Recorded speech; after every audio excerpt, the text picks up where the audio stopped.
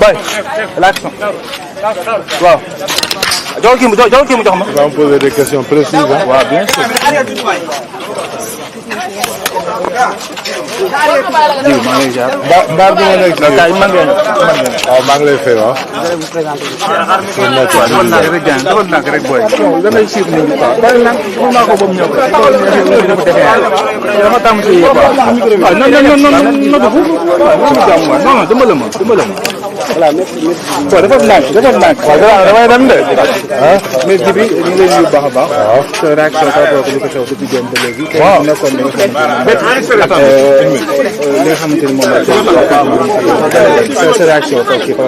waaw sama réaction mooy li ñuy wax ci tribunal bi rek parce que ñun suñu réew dañu yaakaar ne réewu démocratie te réewu démocratie droit fondamental bi ñu njëkk a garantir mooy la liberté d'aller et de venir liberté d'aller et de venir nag mooy nit ki boo nekkee ci biir Sénégal war nga mën a dem fu la neex ci biir Sénégal te am nga droit aussi nga génn Sénégal dem tukki loolu mooy le droit d'aller et de venir. alors dossier bi ñoom dañu wax ne Bougane Gueye Dany dañ ko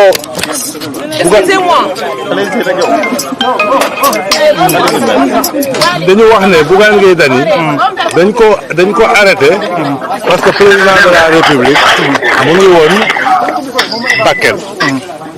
woon Bakel moom bi ñu ko arrêté sax taxaw na mais yéen xam ngeen ne Sénégal c'est pas parce que président de la République mu ngi dem fenn que ñun citoyens yi amuñu droit circuler donc loolu bon on l'a plaidé on l'a expliqué au juge on lui a rappelé que le Sénégal est un pays démocratique n'est-ce pas et que le juge c'est lui-même qui doit garantir aux citoyens la liberté d'aller et de venir donc vraiment procès bi je pense que le Sénégal a intérêt à ce que ñu bàyyi Bougane Gueye Dany. Oui, parce que c'est une violation flagrante des droits et libertés d'une personne. Ça peut être le procureur ci 3 mois yu bëgg ñu tëj Bougane ci ak amende bu 500 000 la ci indi comme leer. li ma ci indi comme leer xam nga procureur moom dafay laaj rek. C'est une partie au procès. donc lecture biñ ci mën a am. bon mën na nekk ñaar sur le plan politique ça peut signifier qu'on veut empêcher à Bougane de faire sa campagne électorale parce que après tout il est candidat n'est-ce pas à la députation et il est sur les listes et il doit faire campagne donc bu ñu ko tëjee 3 mois ça veut dire qu'il fera pas campagne donc si le procureur demande ça ça veut dire qu'il cherche à éliminer un candidat à l'élection législative. Bougane ba léegi moom dafa taxaw ci li nga xamante ni moom la wax barki démb foofu ca Bakel dafa mel ne que loolu la réitéré fii ci biir tribunal bi. waaw mais loolu la wax moom mais xam nga le cas de Bougane fait yi ñun ñëpp on les a vus en direct. amul ku mu ump li xew. gendarme bi arrêté na ko. ne ko sama supérieur hiérarchique moo ma ne naa la arrêté doo dem Bakel. mu ne ko waxal sa supérieur hiérarchique. Bougane day dem Bakel. waaw mais loolu nag vraiment. loolu la bëgg a waxaat bu fekkee ne wax na ko waaw il a répété parce que noonu la demee. xam nga police. ak gendarmerie. waruñu jël ay instructions yoo xam ne dañu illégal. vous comprenez. parce que quand même suñu réew mi wax naa la droit n'est-ce pas. d'aller et de venir. dafa am ay décisions yoo xam ne police wala gendarmerie bu koy jël. dafa war a fondé wu sur une décision administrative. te décision administrative boobu. dañ ko war a motiver. état de droit noonu lay fonctionner. mais un commandant de brigade ou un général warul yeewu benn bés rek. ne voilà kenn du dem fii. parce que simplement président de la république dafay dem. vous comprenez xam nga loolu man bi ma juddoo ba tey mosuma gis loolu mos ngeen gis fu président nekk ñu ne citoyens yi buñ fa dugg. mais loolu amul fenn. surtout dans un pays démocratique comme le nôtre. Voilà. Donc de manière officielle juge bi tranché gul pour le moment. bon juge bi tranché gul en ce moment maître El Hadj Diouf mooy plaider. après ce sera maître Amadou Sall. donc ñoom xam naa bu ñu paree dinañ mën a kii dinañu leen. est-ce que dinañ jox tey verdict bi tey jii day. ah loolu xaw ma ci dara. loolu waaw moo tax ñu ñëw fii. résumé en français. bon comme je dis on est dans un pays démocratique. J'ai dit une fois que dans un pays démocratique, on doit créer un équilibre. Un équilibre entre l'autorité et la liberté. Mais chaque fois, l'équilibre doit être favorable à la liberté. C'est la démocratie. Maintenant, comment organiser cet équilibre?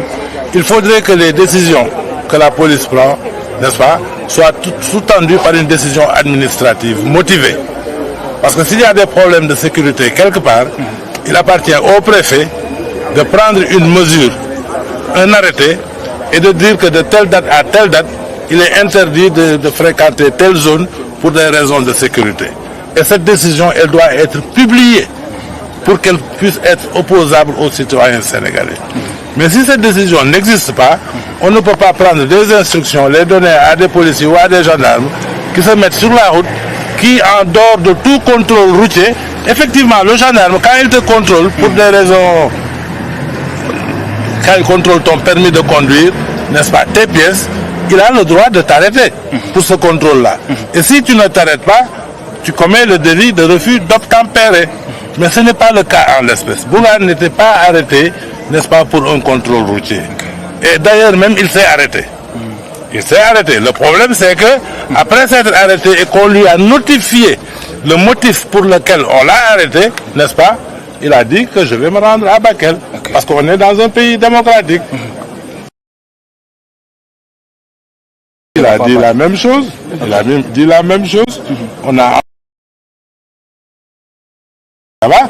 Donc ils ont dit qu'ils ont reçu des instructions pour arrêter le convoi de Bougane. C'est ça qui est grave. Des instructions venant de qui?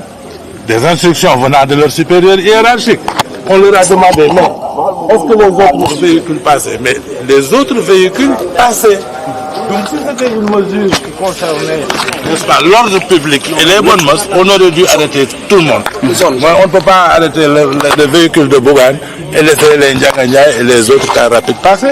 Ça, c'est de l'injustice. Vous espérez sa libération d'aujourd'hui? Mais c'est pour ça que nous sommes là. Aujourd'hui, je ne peux pas le dire parce que c'est le juge qui va décider s'il va rendre sa décision aujourd'hui ou s'il va mettre l'affaire en délibéré. Merci beaucoup. Merci.